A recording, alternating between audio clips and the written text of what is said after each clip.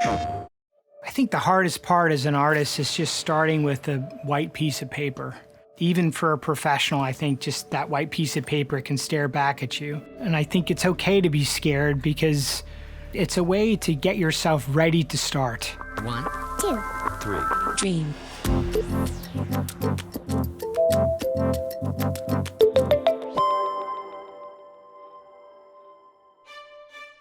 I love the games industry.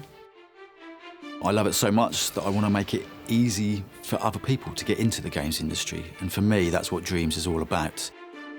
What Dreams offers is the ability for people who wouldn't necessarily have thought they could make games to actually give it a go. If you're just starting out in Dreams, probably the first thing you'd want to do is just go and play. Get some inspiration, see what kinds of things other people are making. One of the biggest misconceptions about game development is that there's a set process. I used to think that at some point in my career I would figure out the right way to make a game. And the reality is that there just isn't one. We're all kind of trying to figure it out as we go. People think we're experts and that they can't do what we do. Anyone could do what we do. It's just about having the confidence to jump in and have a go. Starting something is always the hardest because there's always the fear of, well, what if it could be something better if I wait? Or maybe I'm not at the right skill level to do it right now. Don't wait. Start on the thing that excites you the most and get going with that. Don't get intimidated by how complicated or difficult you might think it is to make a game. Think about what goals you're trying to accomplish first. I think one of the biggest mistakes you can make as a creator is to create right away without really thinking about why you're doing it or what exactly it is that you're making. Let's just say we're working on a mission, and this mission is going to take place in an old mining town in Alaska. What do old mining towns look like? Is it scary? Is it action-packed? What does it look like to be in Alaska? What is the feeling here? Is it drama and narrative? Does that give me ideas for how I should craft this level or this space? Uncovering what that is the first step for me. Remember what your initial goals are and try your best to keep those in mind along the way and not veer too far away from them. But along the way, it's going to pull you in different directions and you're going to find things that work or don't work.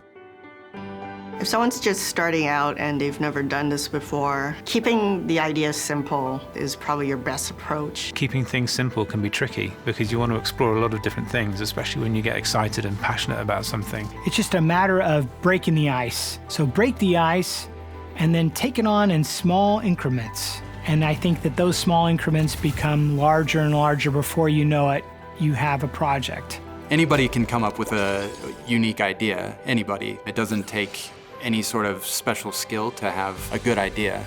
I usually tell people just start with writing things down that inspire you. I want the beginning and the end of what my story is going to be and the details that fill out in between. And once I have that outline, I just start writing. And then from there, you can start with just small sketches. And if you're not an artist, you can even start with just using photography, collect different images and put them into a sketchbook. Creating that library of ideas is what's important to start off. If you're struggling to come up with anything at all, one of the things that can help get you going is to think about the games that you like.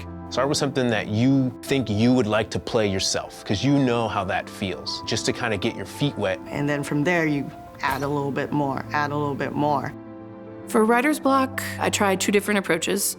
My first approach is usually to just keep going anyway, even if you don't know what you're going to write, and it might surprise you. If that's not working, sometimes you just need to take a step back. It's not possible to be creative 100% of the time, and a good skill to develop is to know when to walk away. Take a break, take a breath, and then come at it again. Banging your head against your monitor, trying to figure out what idea to come up with, it's never gonna come.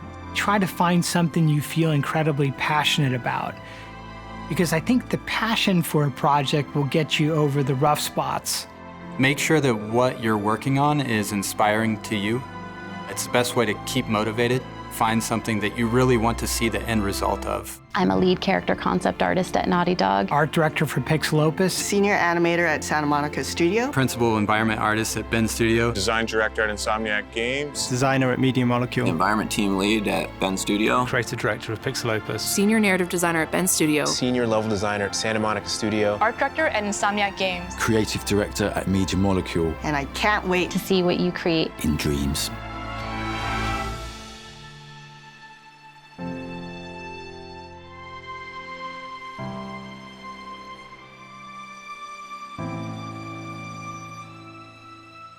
PlayStation